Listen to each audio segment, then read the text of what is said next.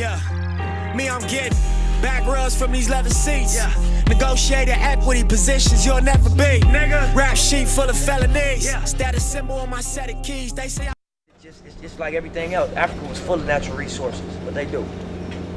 All the diamonds, they came and got it. All the gold, they came and got it. All the niggas, they came and got us. You know what I mean? It's the continent is raped of all its resources.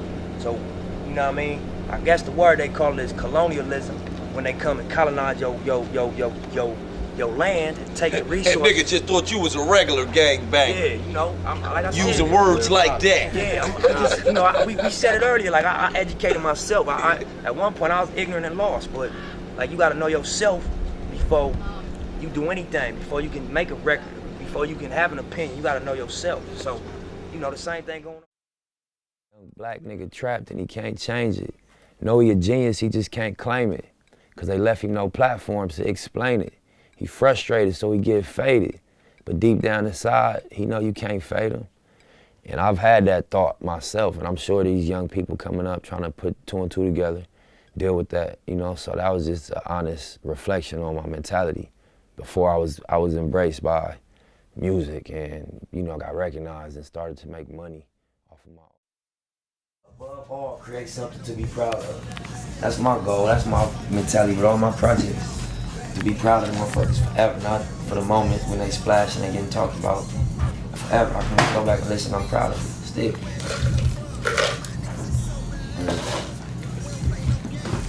They forced my hand. So I had to think of ways, nigga, cause I'm not selling for underground. I'm not cool with that. And I'm not selling for non-ownership. I ain't cool with that. So if an up-and-coming artist says, give me some advice. My advice would be define who you are and what you are and be clear on that, meditate on that, and then live and die by it. You have kids now, but when you look back on the stuff that you quote-unquote shouldn't have done, or the trouble you got into, would you have changed that? There's things I would change, and the things I would change is the things that affected other people in a negative way. I don't feel like it's worth it, you know what I mean, to hurt people or to like your actions to be so driven by ambition that they rub other people the wrong way. I would change those things. Anything else, nah, that's the testimony. That's you. That's what gave me my understanding, was that I can reflect in them moments. I couldn't make a blanket statement to just the young people doing dirt. I don't think that's honest. You know what I mean? It's context for everything. Nothing happens in a vacuum, you know? But I would say that, you know what I mean, you're gonna lay in the bed you make. You're not gonna get away with nothing in terms of the energy. You know what I mean? You might beat the camera or the police. They might not catch you for what you're doing, but the energy is always gonna return to you. So when you just living in this cycle of being negative all day and just putting out negativity and that's the only energy you putting out, it's gonna return to you in different form than you put it out in. So I would just say, you know, master your energy. Do your best to master your energy and what you put out, you know, and unless that's what you want, you know, because you entitled to whatever you want to create, whatever experience you want to create for yourself. But if you're tired of that shit, adjust the energy. You know what I mean? As best you can. Adjust what you wake up thinking and what you say, and then lastly what you do.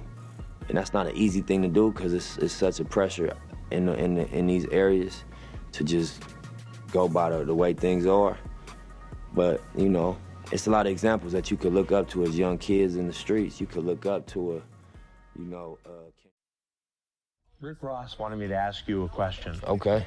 He looks at you and says, you are West Coast. You were the next generation of Crenshaw. You're giving back. His question is, what's the sense of responsibility to that? Right. You can't break the rules, the fundamental rules. Be a man of your word. Do what you say you're gonna do. Respect people the way you would like to be respected. You know, my reach was the people that knew me. So when you really think about it, who put me on? Those people. Yeah. You know, and they spent $5 with me. My sales pitch used to be, you know, if it's garbage, throw it out the window, bro. I know your lifestyle. Yeah. Cause it's my lifestyle. I'm speaking to your lifestyle. It's very concise what the content of this record is. But if it's garbage, toss it out the window. I just want $5. And people supported me when they didn't have a reason to, just based on, you know what, you a young person trying, and I'm gonna support that as an artist. You know, I was always a hustler. So when I talk to a young dude, I'm like, bro, my advice to you is gonna be money advice. I don't gonna get philosophical, religious advice. Bro, get you some money, you're gonna feel different. Straight up. You might even, all that other advice I could have gave you, this the short version. You know, get you a couple dollars, man. You're gonna feel different. Obviously, having a passion for music since day one, the dream and the vision was to, you know, start a label and start a music movement, a music brand.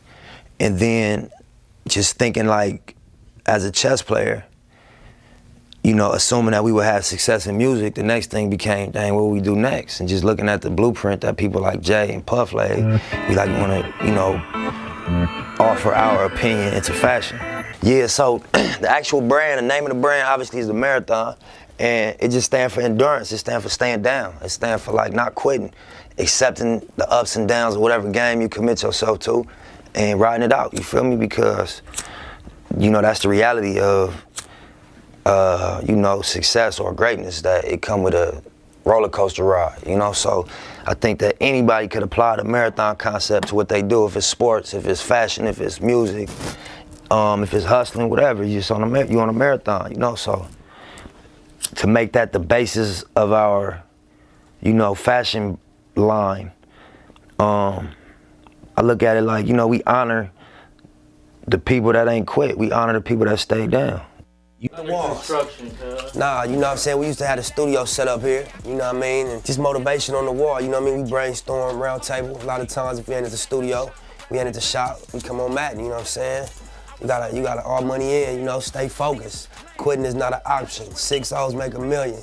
Big money only. You know, talk about it, be about it. You know what I mean? How hard are you really going? Different things that you wake up to, you know what I mean? When you're on this marathon. You gotta go hard, you gotta believe in yourself, and you gotta have a sense of humor and know that bullshit is gonna happen. You can't be too serious about it and too emotionally affected when bullshit happens. You have to just stick to the script, believe, have overwhelming confidence, be your own biggest fan, your own biggest believer, and put it on your back and carry the weight.